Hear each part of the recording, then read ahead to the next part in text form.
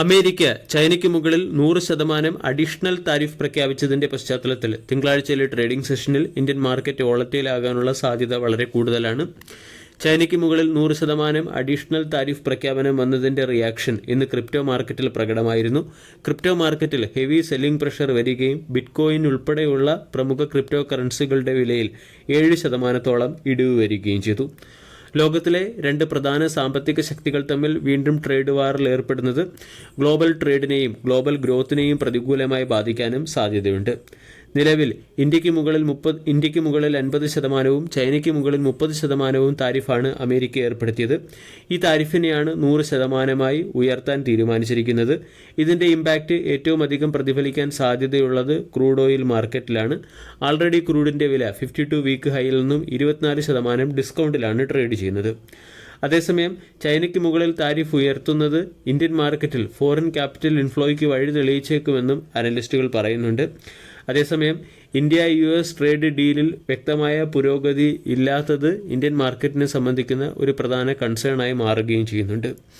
ഈ സാഹചര്യത്തിൽ തിങ്കളാഴ്ചയിലെ ട്രേഡിംഗ് സെഷനിൽ ഇന്ത്യൻ മാർക്കറ്റിൽ ഉയർന്ന വോളറ്റിലിറ്റി പ്രതീക്ഷിക്കാമെന്നാണ് ഒട്ടുമിക്ക അനലിസ്റ്റുകളും പറയുന്നത്. തിങ്കളാഴ്ചയിലെ ട്രേഡിംഗ് സെഷനിൽ മാർക്കറ്റിന്റെ ശ്രദ്ധ ആകർഷിക്കാൻ സാധ്യതയുള്ള കൺസപ്ഷൻ സെക്ടറിലെ ഒരു സ്റ്റോക്കാണ് ഡിമാർട്ട്. ഡിമാർട്ടിന്റെ ക്വാർട്ടർലി റിസൾട്ട് ഇന്ന് പുറത്തുവന്നു. ഈ ക്വാർട്ടർലി റിസൾട്ടിന് മുകളിലുള്ള മാർക്കറ്റ് റിയാക്ഷൻ തിങ്കളാഴ്ചയിലെ ട്രേഡിംഗ് സെഷനിൽ സ്റ്റോക്കിൽ പ്രതീക്ഷിക്കാവുന്നതാണ്. കഴിഞ്ഞ ദിവസം ഡിമാർട്ട് 0.5% ഉയർന്ന് 4328 ക്ലോസിംഗ് നൽകി. ഡിമാർട്ടിന്റെ 52 വീക്ക് ഹൈ 4949. 52 വീക്ക് ഹൈയിൽ നിന്നും ചെറിയ രീതിയിലുള്ള ഡിസ്കൗണ്ട് ലഭിക്കുന്ന ഒരു സ്റ്റോക്കാണ് ഡിമാർട്ട്. ഡിമാർട്ടിന്റെ ക്വാർട്ടർലി റിസൾട്ടിലെ ഏറ്റവും വലിയ ഹൈലൈറ്റ് ഇയർ ഓൺ ഇയറിൽ നെറ്റ് പ്രോഫിറ്റ് 3.9% വർദ്ധിച്ച് 659 കോടിയിൽ നിന്നും 684 കോടിയിലേക്കെത്തി. റവന്യൂ ഫ്രം ഓപ്പറേഷൻ 15% വർദ്ധിച്ച് 14,444 കോടിയിൽ നിന്നും 16,676 കോടിയിലേക്കെത്തി. കൂടാതെ കമ്പനിയുടെ ടോട്ടൽ എക്സ്പെൻസിൽ 16% വളർച്ചയുണ്ടായി. 13,574 കോടിയിൽ നിന്നും 15,781 കോടിയിലേക്കാണ് ടോട്ടൽ എക്സ്പെൻസ് ഉയർന്നിരിക്കുന്നത്. അതോടൊപ്പം തന്നെ കമ്പനിയുടെ ഏർണിംഗ് പെർ ഷെയർ 10 രൂപ 14 പൈസ പെർ ഷെയറിൽ നിന്നും 10 രൂപ 53 പൈസ പെർ ഷെയർ എന്ന റേറ്റിലേക്ക് ഉയരുകയും പുതിയ സ്റ്റോറുകൾ ഓപ്പൺ ചെയ്തതോടുകൂടി ടോട്ടൽ സ്റ്റോറുകളുടെ എണ്ണം 432 എത്തിക്കുകയും ചെയ്തു. ഡിമാർട്ടിന്റെ പ്രോഫിറ്റ് ആഫ്റ്റർ ടാക്സിൽ 15.4% വളർച്ചയാണ് കൈവരിച്ചിരിക്കുന്നത്.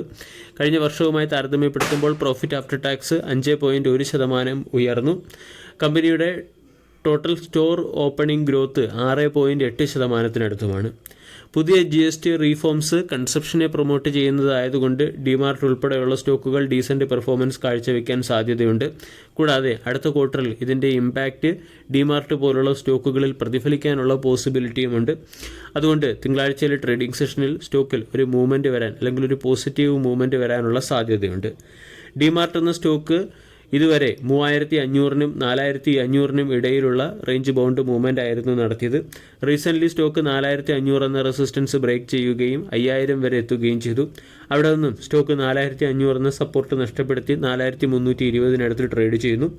ഇനിയുള്ള സമയങ്ങളിൽ ഡിമാർട്ട് 4000, 5000 എന്നീ റേഞ്ചുകൾക്കിടയിലുള്ള മൂവ്മെന്റ് നടത്താനാണ് സാധ്യത. അതുകൊണ്ട് swing trade purpose point of view DMart പോലുള്ള സ്റ്റോക്കുകളെ ഫോക്കസ് ചെയ്യാവുന്നതാണ്. വീഡിയോ എല്ലാവർക്കും ഇഷ്ടമായി എന്ന് വിശ്വസിക്കുന്നു. Thank you.